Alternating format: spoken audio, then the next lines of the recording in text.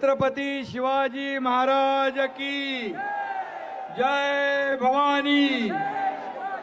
आजच्या अतिशय विराट अशा सभेला उपस्थित आपले महायुतीचे उमेदवार पीयूष गोयल साहेब,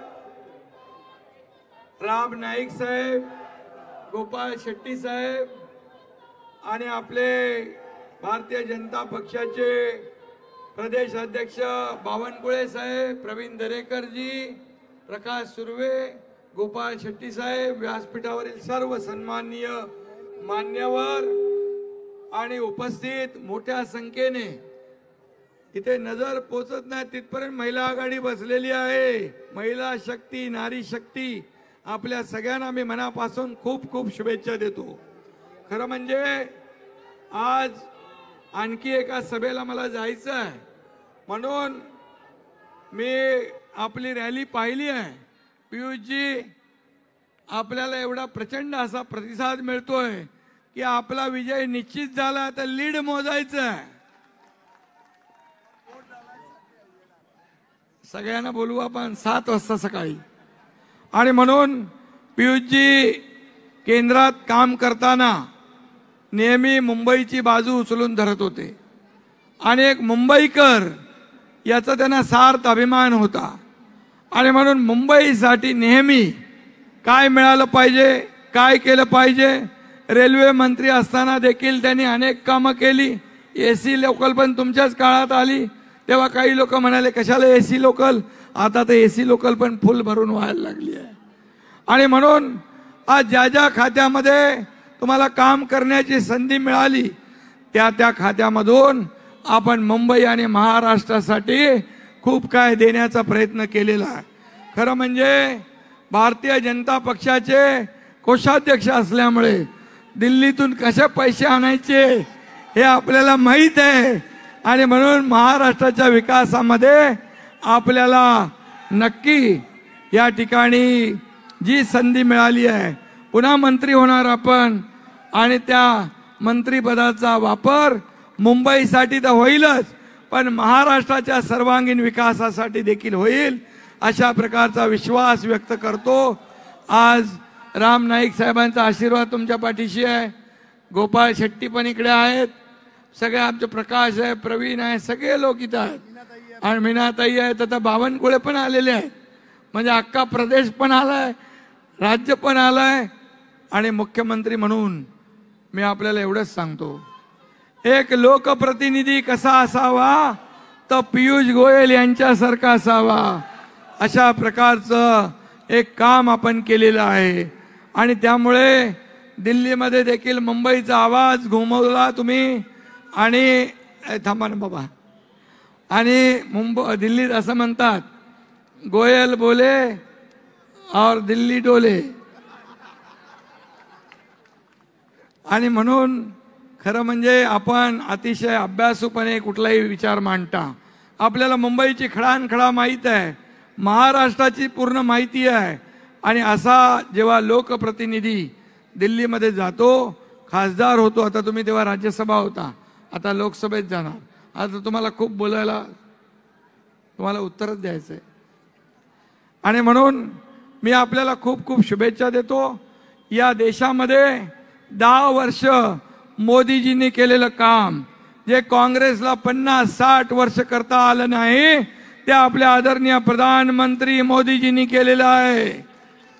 आणि महायुतीने हे आपलं 2 वर्ष जे काम केलं, महायुती सरकारने आज मुंबई बदलतोय, मुंबईचे रस्ते सुशोभीकरण, आपला दवाखाना, सगळे हॉस्पिटल, हे सगळं जे आपण करतोय याचा देखील आणि या महाराष्ट्रामध्ये 2 वर्षामध्ये आपण सर्वसामान्य लोकांना न्याय देण्याचं काम केलेलं आहे।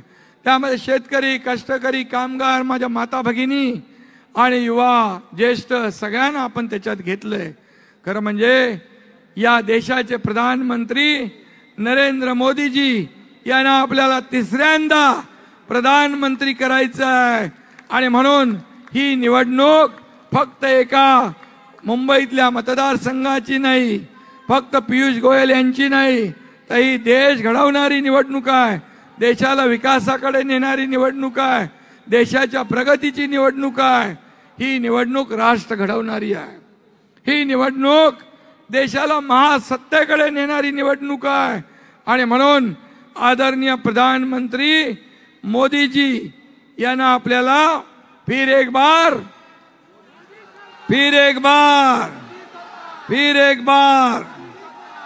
अब की बार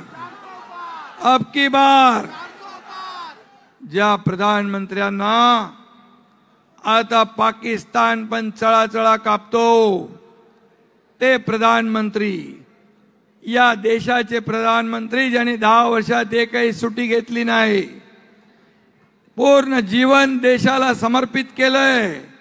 एक देशभक्ती, राष्ट्रभक्ती, एकीकडे कट, कमिशन, करप्शन फसवाले एकीकडे, दुसरीकडे आपले मोदीजी नेशन फर्स्ट, पहिलं राष्ट्र, पहिला देश, पहिला विकास। आणि म्हणून या देशाकडे आता पाकिस्तानची पण डोळे वटारून बघण्याची हिम्मत नाही, केवळ आणि केवळ मोदीजींमुळे। मोदीजी म्हणतात तुम्ही आमच्याकडे वाकड्या नजरेने बघाल तर पाकिस्तान में घुस के मारेंगे, अशी हिम्मत कुणाची आहे? आणि म्हणून आज अयोध्येत राम मंदिर बांधलं, करोडो राम भक्तांचं स्वप्न होतं, हिंदू हृदय सम्राट बाळासाहेब ठाकरे यांचंही स्वप्न होतं अयोध्येमध्ये राम मंदिर व्हावं, काश्मीर मधलं 370 कलम हटवावं। आपलं स्वप्न कुणी पूर्ण केलं? बाळासाहेबांचं स्वप्न कुणी पूर्ण केलं? करोडो राम भक्तांचं स्वप्न कोणी पूर्ण केलं? मोदीजींनी।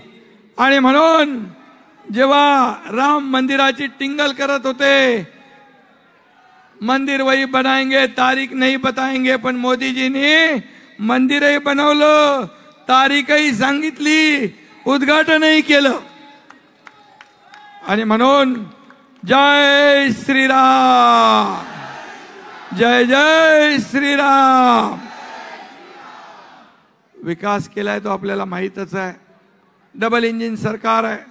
मी महिलांना खास करून विनंती करतो की मी म्हणालो फक्त लीड मोजायचं आहे, पण मतदान तुम्ही जेव्हा जास्त कराल तेव्हा लीड वाढणार आहे। आणि म्हणून मोदीजींनी भाषणात परवाच्या सांगितलं, महिला भगिनींनी सकाळी 7 वाजता उठून पहिलं आपलं मतदान करायचं।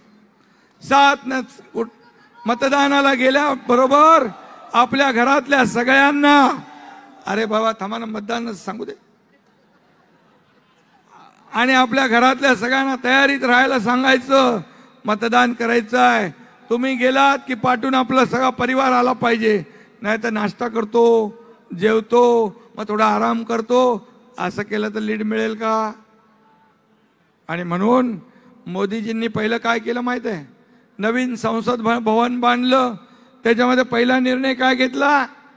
महिलांना 33% आरक्षण देण्याचा।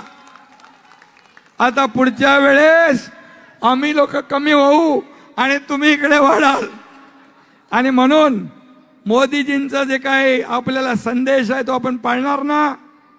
सकाळी 7 वाजता पहिलं मतदान महिला भगिनींनी, आणि आपल्या परिवाराला पण त्याचबरोबर मतदानाला घेऊन जाणं आणि सगळ्यांचं मतदान करून घेणं। ऊन असेल, लग्न सराई आहे, परंतु आपलं हे आपण म्हणतो ना, आधी लगीन कोंडाण्याचं मग माझ्या रायबाचं, असं आपल्याला त्या दिवशी करायचं आहे। 20 तारखेला आपल्या भागातलं मतदान जास्तीत जास्त झाले पाहिजे। कोणी गावी गेले असतील, कोणी बाहेर गेले असतील, कोणी सुट्टीवर गेले असतील, त्यांना सगळ्यांना बोलवा। फक्त एक दिवस 20 तारीख, आणि मग नंतर 5 वर्ष पियुष गोयलजी तुमची सेवा करणार आणि या मुंबईचा काया पालट करायला जे काय प्रयत्न आहेत केंद्र आणि राज्य सरकारच्या माध्यमातून आपण करू, एवढीच विनंती आपल्याला करतो। आणि पुन्हा एकदा आपल्याला मनापासून धन्यवाद देतो। तुमची रॅली पण मी पाहिली, तुमची सभाही पाहतोय, एवढा प्रचंड जनसमुदाय आज तुमच्या पाठीशी आहे. पियुष गोयल जी, आपण एक लोकप्रिय आणि लोकमान्य नेता आहात आणि म्हणून याची पोचपावती आपल्या कामाची येत्या 20 तारखेला ही जनता दिल्याशिवाय राहणार नाही आणि आपल्याला प्रचंड मताधिक्याने विजयी केल्याशिवाय राहणार नाही. 20 तारखेला कमळा समोरचं बटन दाबून पियुष गोयल यांना विजयी करा. तुमच्या कमळाला मत म्हणजे मोदीजींना मत, पियुष गोयल यांना मत म्हणजे मोदीजींना मत, महायुतीला मत म्हणजे मोदीजींना मत. धन्यवाद. जय हिंद, जय महाराष्ट्र, जय श्रीराम.